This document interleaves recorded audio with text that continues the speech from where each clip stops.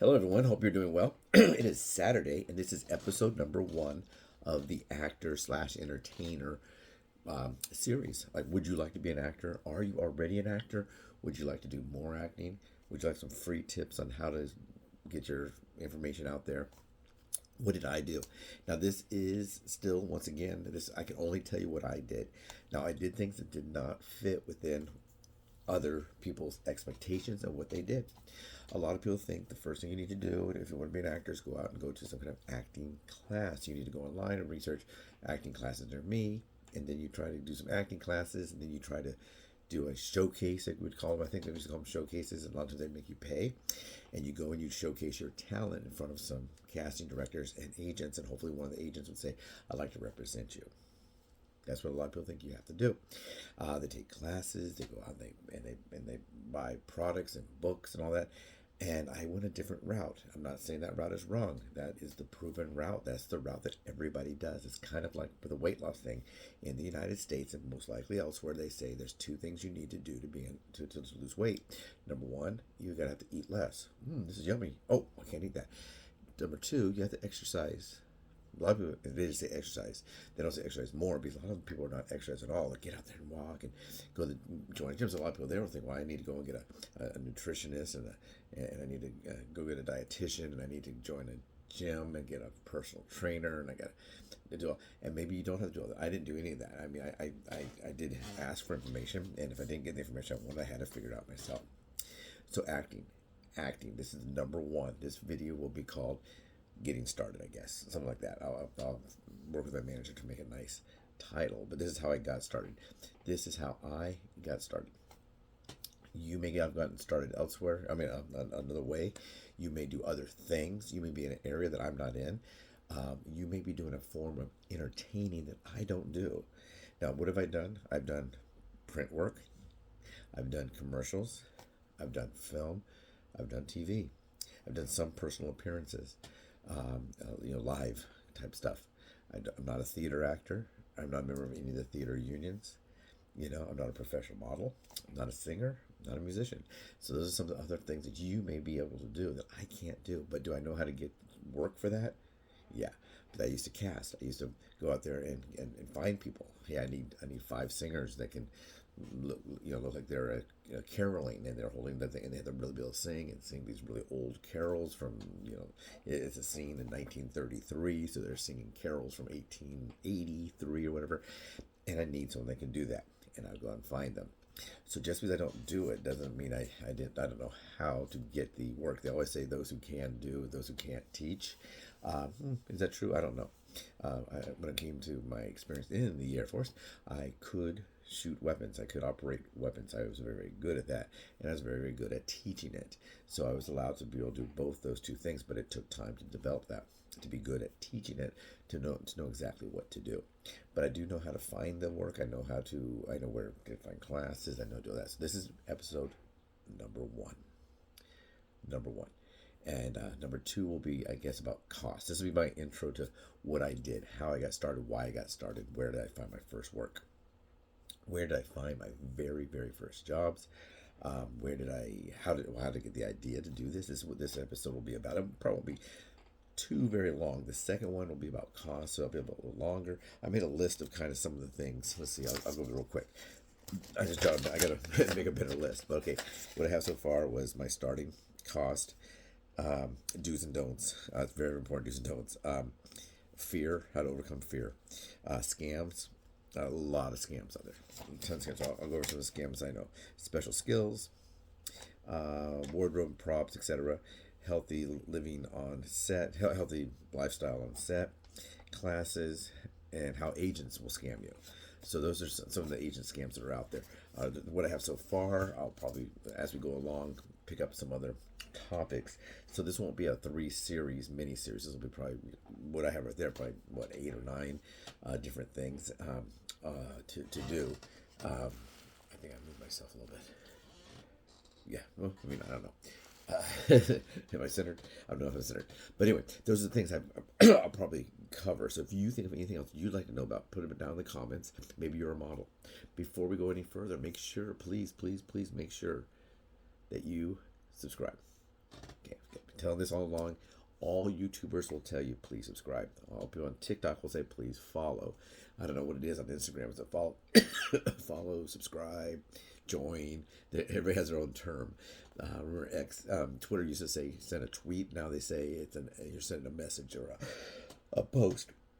Kind of went from being unique to being the same as everyone else when it comes to the terminology. But anyway, very, very important on this topic here. If you're not subscribed and you don't hit that bell, the notifier bell, any of the work I get for you, you'll probably be too late to get it. And let me explain. A lot of people say, well, I don't understand. And I didn't understand when I first started. Okay, I'm not booking lead actors for shows.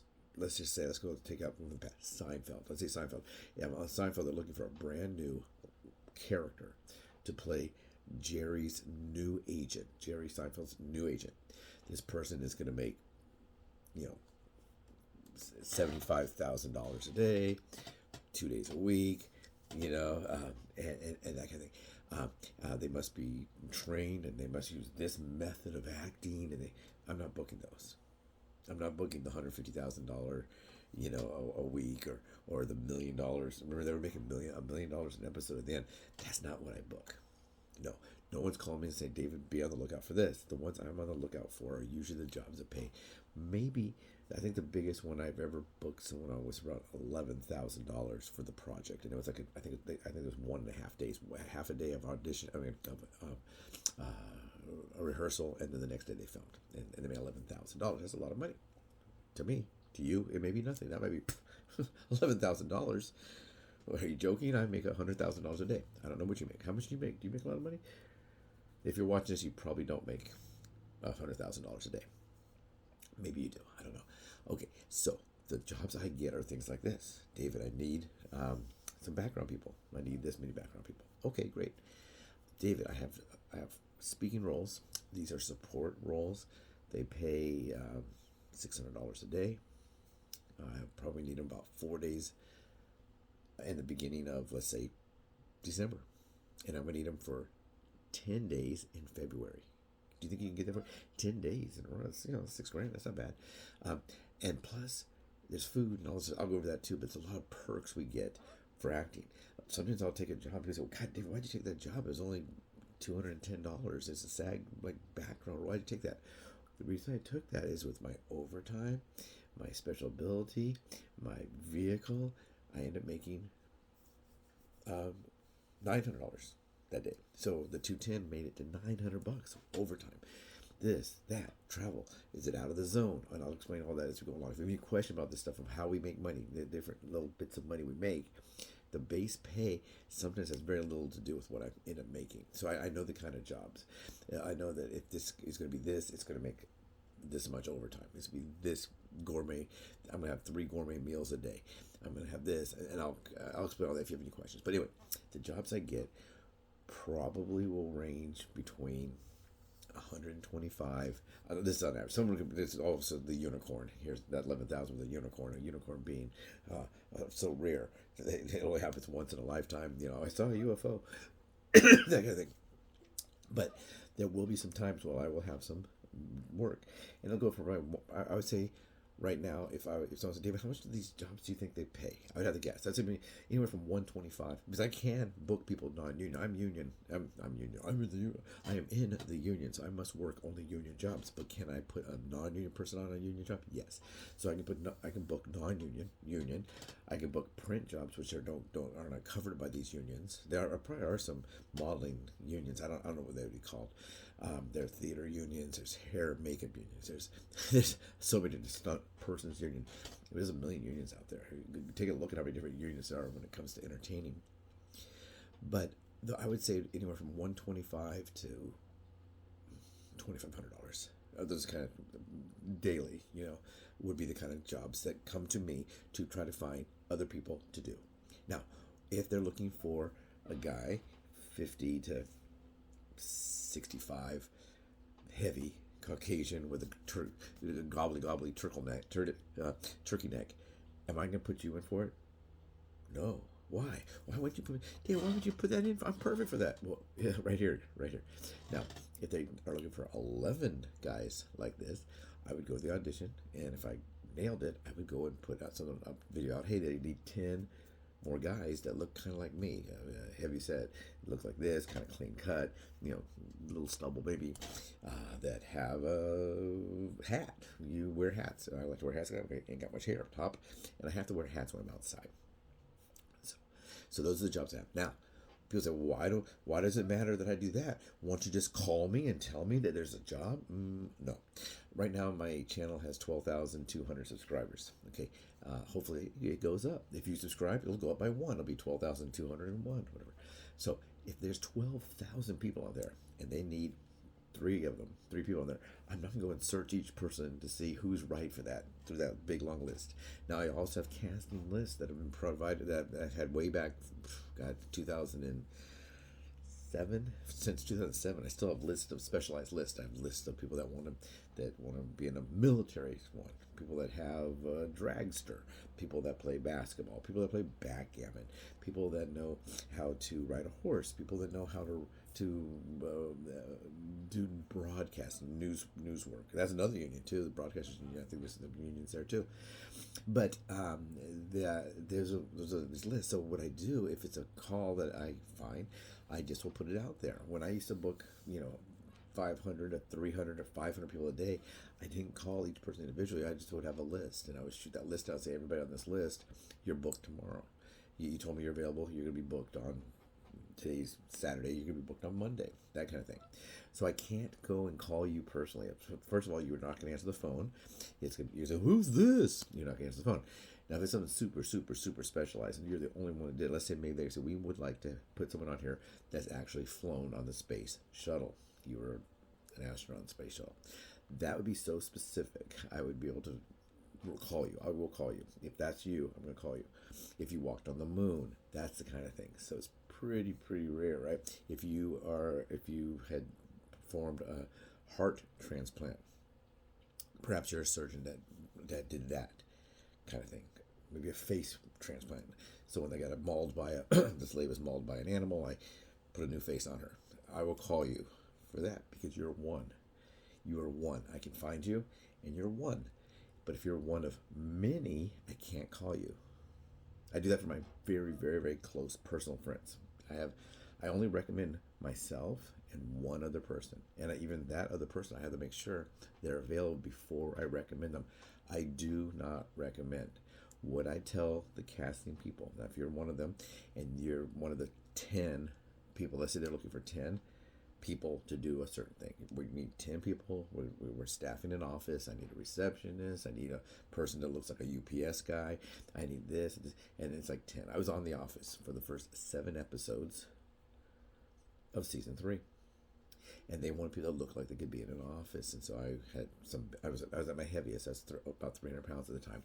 I had my sport coats and tie and a little sweaty. Oh man, and I sold paper on The Office. If you've seen The Office, you know it's a paper company. So if I need 10 people to staff an office, then they tell me I need those 10 people. I will probably look for 15 to 20. Ordinarily I would look for 15 to 20, but on here, what I will do is I will make a short video, 30 seconds, maybe 60 seconds, maybe 2 minutes, maybe 3 minutes, if it's got anything specialized. I'll make a video, and the video will say something like this. Hey everyone, how you doing? I used to start with, hey everyone, how you doing? Well, hi folks. Howdy, partner. I don't know, maybe I'll change up a little. What are you doing there, matey? Maybe I'll change up a little bit so it's not so dry and so robotic, whatever. But let's say I need to book some people. I'll say, hey everyone, right now, there's a rush call. Well, maybe not even just a rush call. Maybe this is a regular call.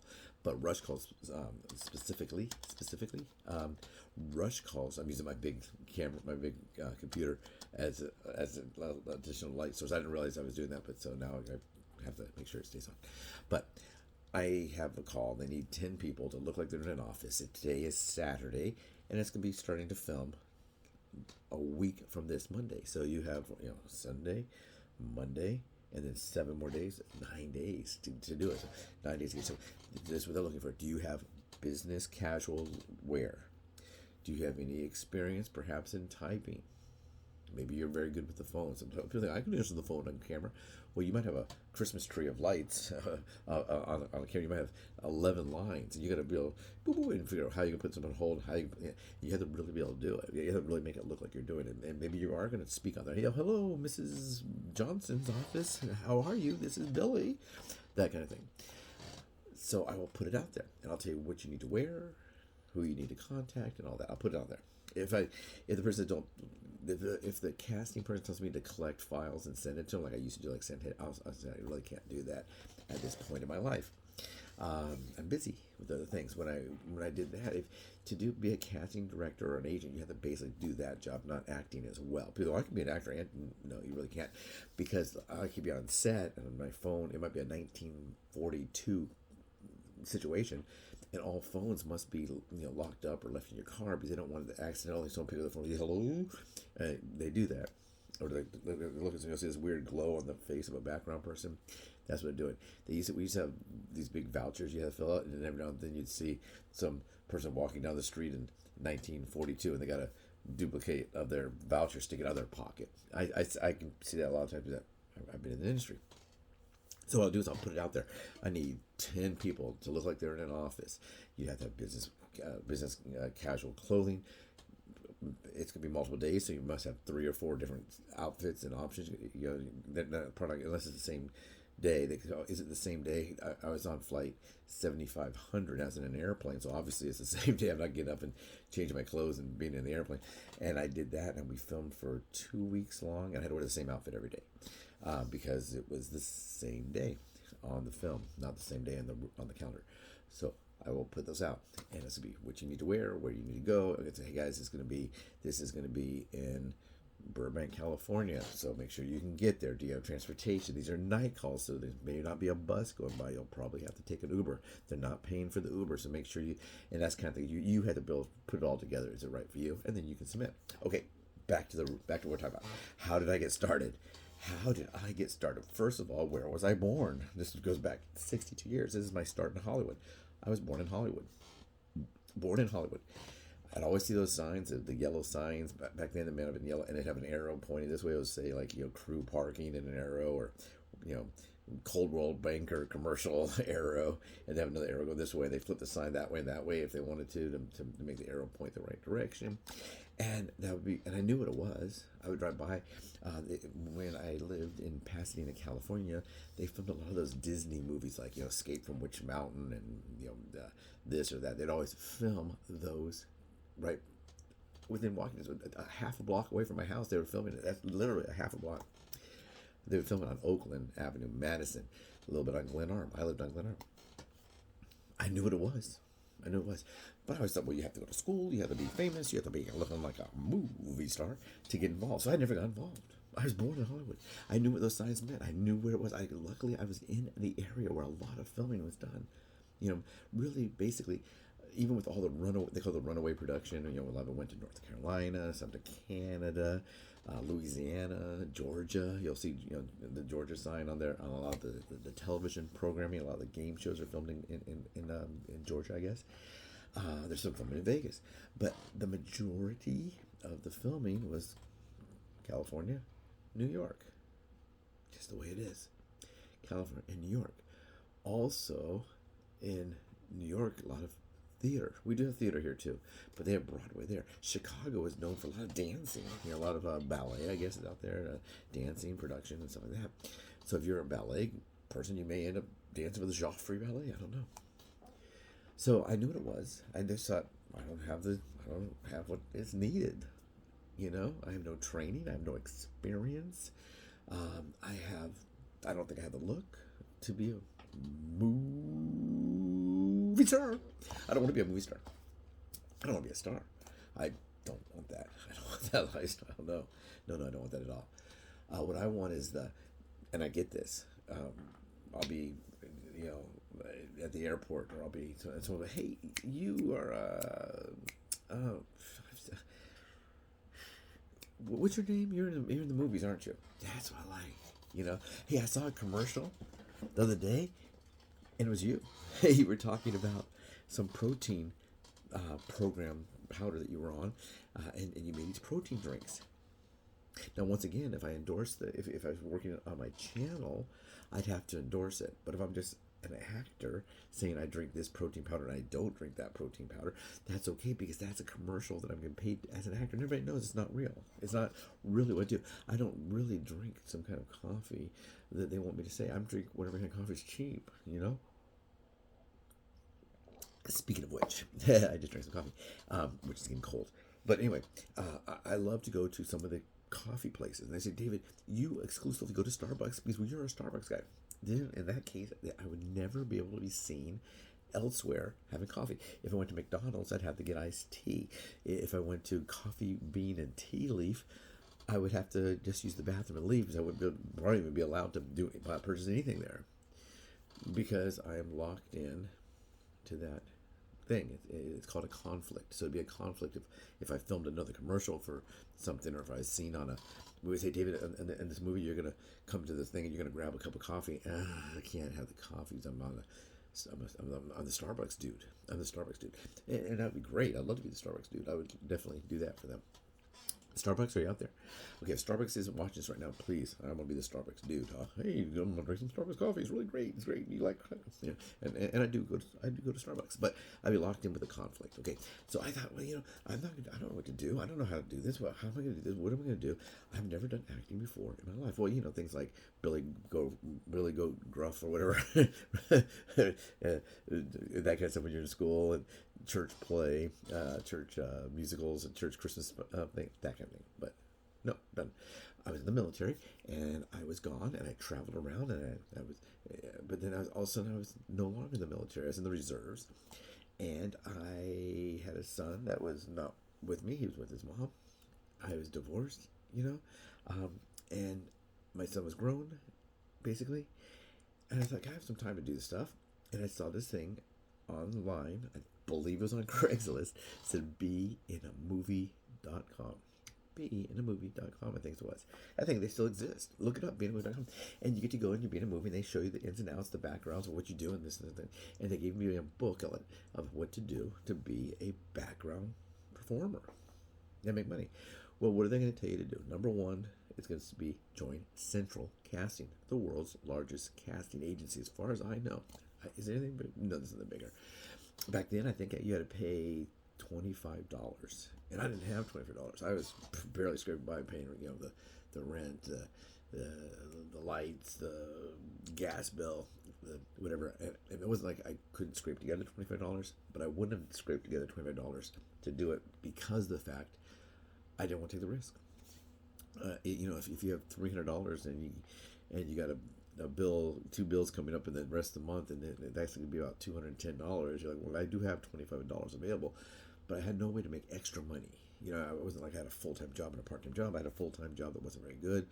I think at that time I was working. I can't remember. I didn't know what I was doing, and that's how long ago it was. It was 2006, 2003. But my mom loaned me $25. She gave me $20 as a present.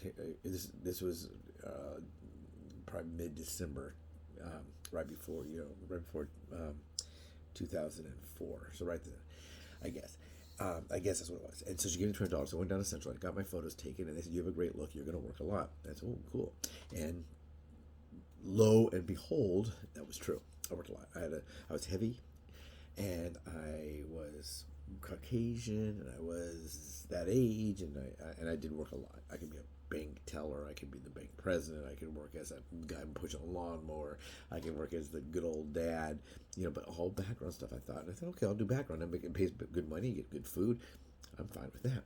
Well, from there, right away, I joined the union. Pretty much right away, I joined the union. I got an agent, and I started getting speaking roles, tiny speaking roles. So I did what they said. I joined Central Casting. I thought, well, these are all great jobs, but they all seem to be background jobs. I don't see myself being upgraded on these.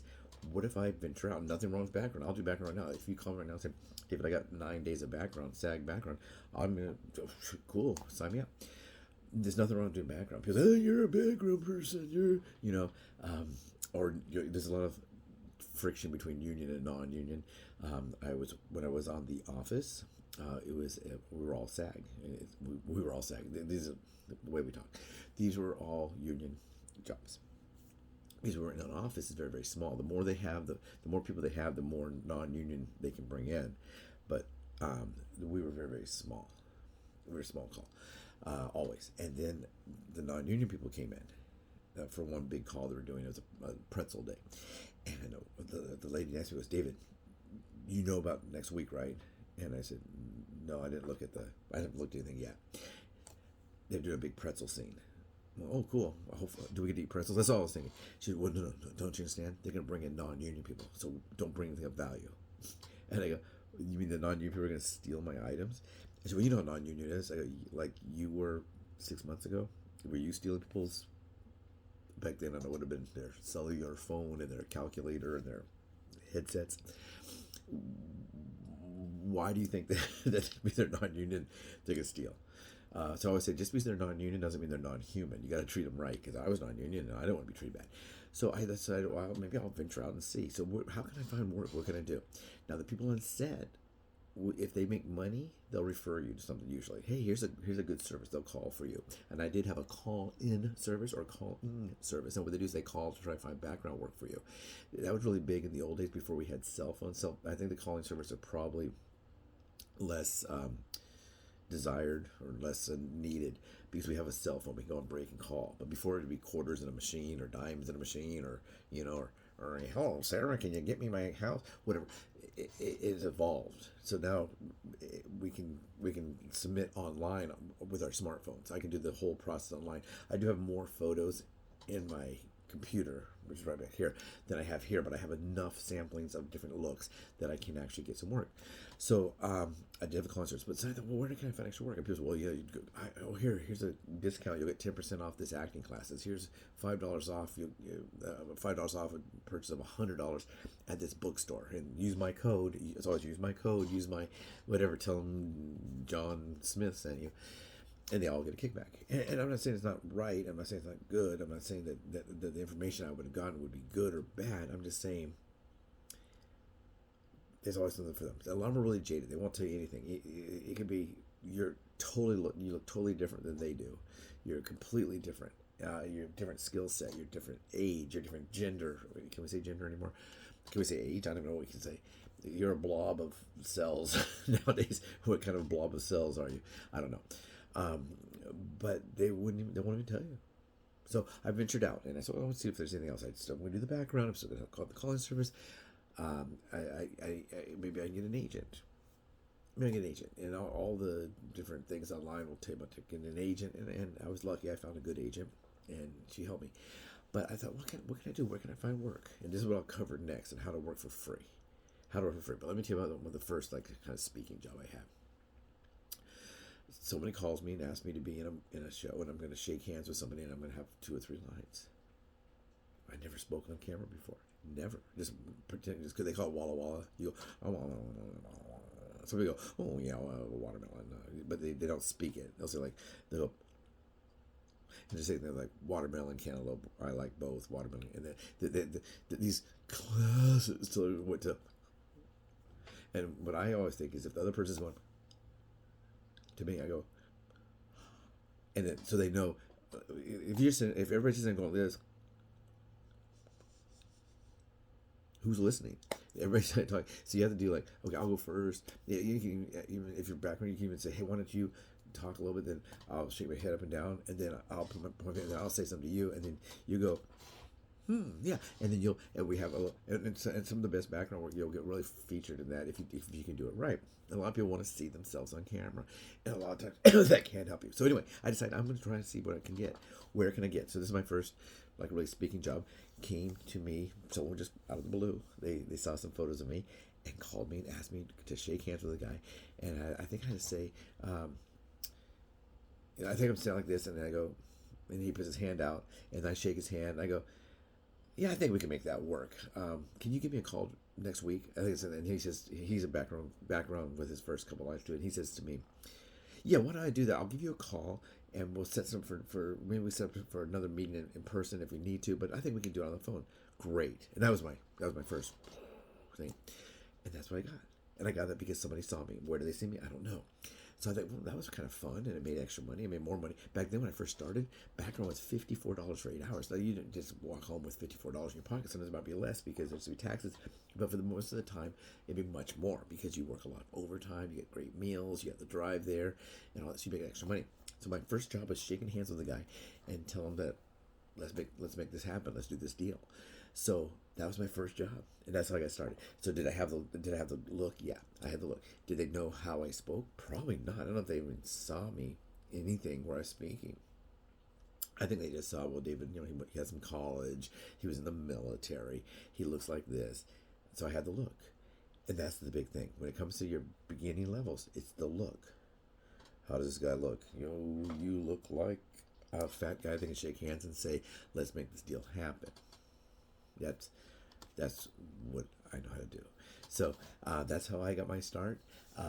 That's what I did. Now for me, it was my look. I had that particular look, and they agreed that I could do it. Now, like I tell everybody from day one, the acting that I've done. If you look at my entire resume, I could actually post my resume. I guess it's very limited. There's a few commercials.